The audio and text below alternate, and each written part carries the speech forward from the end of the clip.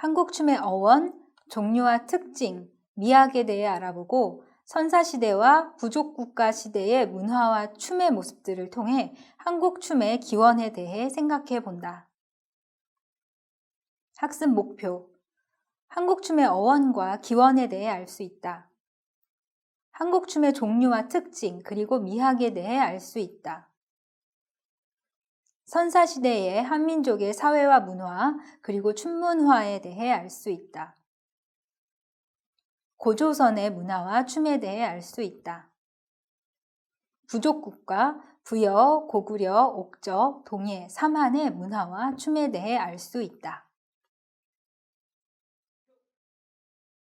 한국춤의 용어와 어원에 대해서 알아보겠습니다.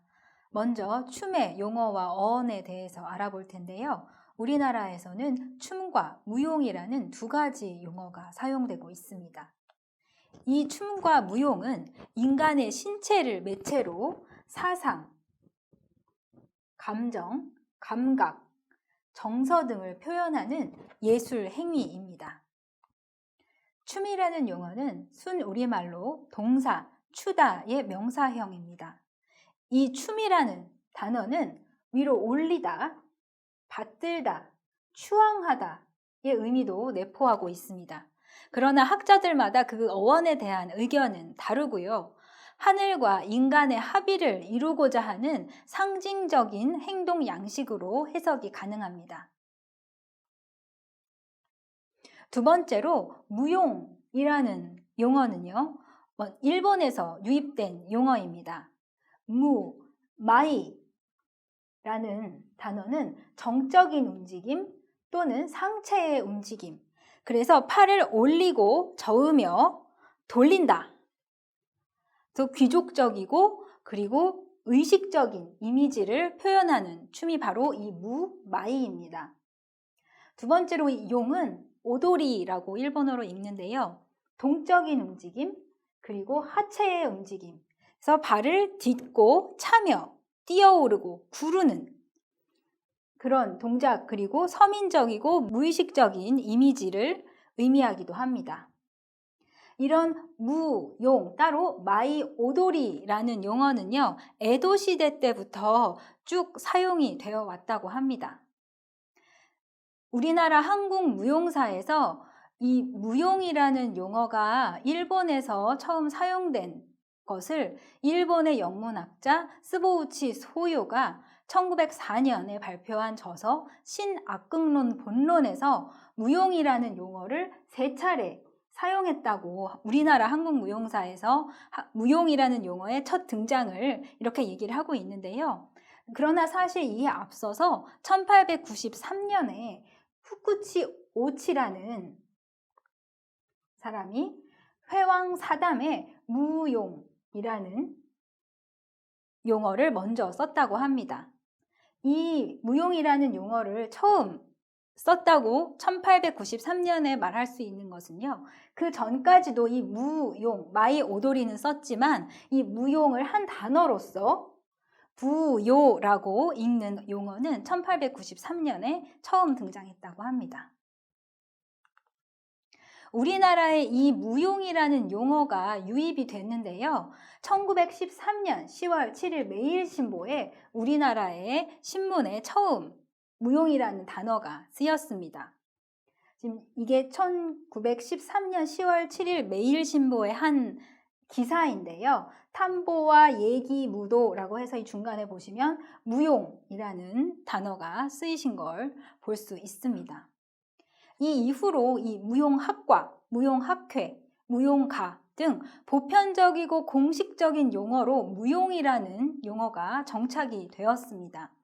그래서 지금도 춤 그리고 무용이라는 용어가 혼용되어서 사용하고 있는데요. 어떤 용어가 맞고 어떤 용어가 틀렸다라고 말할 수는 없지만 이 춤이라는 용어는 순우리말이고 무용이라는 용어는 일본에서 유입된 용어다라고 알고 쓰시면 좋을 것 같습니다.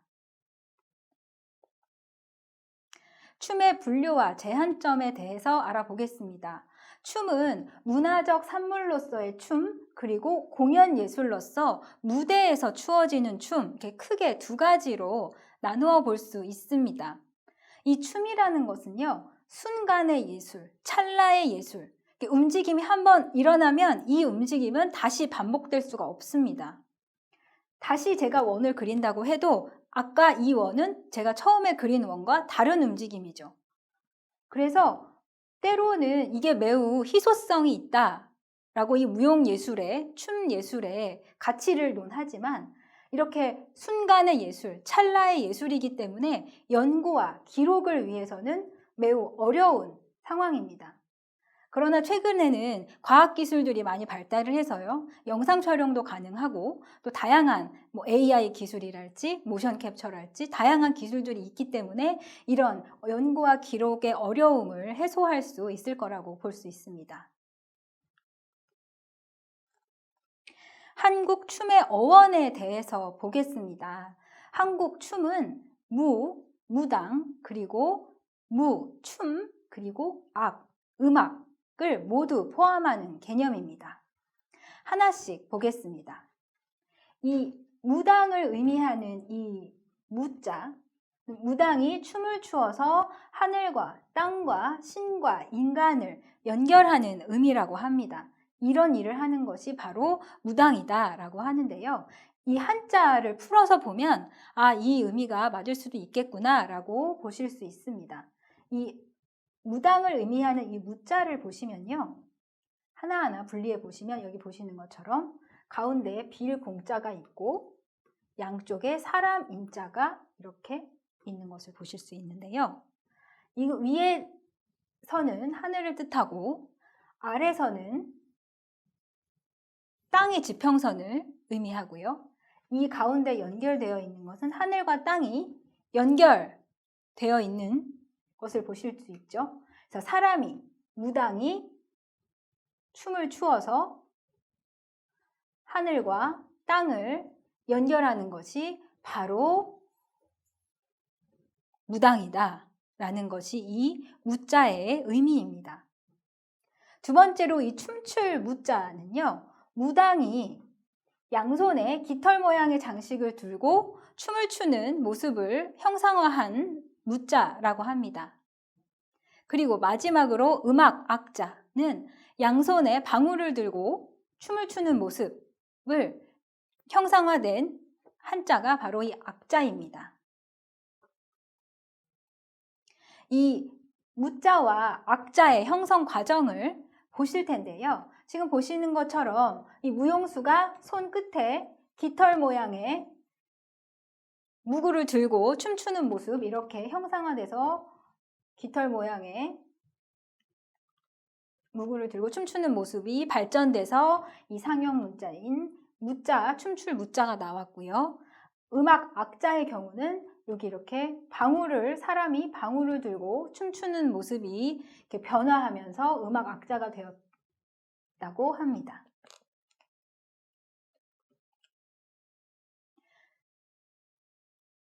한국 춤의 기원에 대해서 알아보겠습니다. 한국 춤의 기원은 한국 민족의 기원이 5,000년 가까이 되었기 때문에요. 기록의 부재로 추측할 수밖에 없습니다. 하늘의 제사를 지내는 제천의식에서 기원을 두었다고 유추해 볼 수 있고요. 제천의식에서 풍요와 다산의 민족의 안녕을 기원하는 집단 가무가 있었을 것으로 유추해 볼 수 있습니다. 그리고 각 부족들이 동물 또는 자연현상의 모방의 춤을 추었을 것이라고 볼 수 있고요. 그리고 부족 국가의 등장과 함께 이러한 춤들이 제2로 발전을 하면서 제정일치 사회에서는 이 가무, 제사 때 춤과 노래가 매우 중요한 위치를 차지한 것으로 볼 수 있습니다.